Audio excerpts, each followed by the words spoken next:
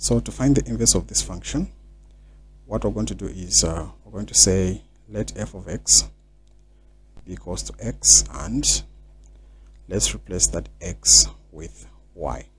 So once we do that, our function will look like this. We'll have x is equals to, so replace that x with y. So we'll have 5y plus 4 divided by 2y minus 1. So I'll cross multiply, because now we have to make y the subject of the formula. So we'll say x is multiplying 2y minus 1. This side we have 5y plus 4.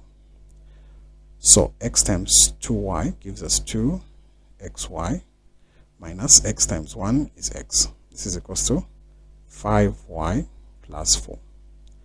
So if I make y the subject of the formula, then this will be 2xy minus 5y. This is equals to 4 plus x. So factor out y.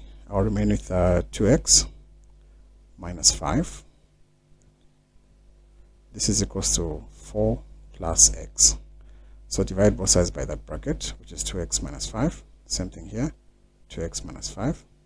So this cancels.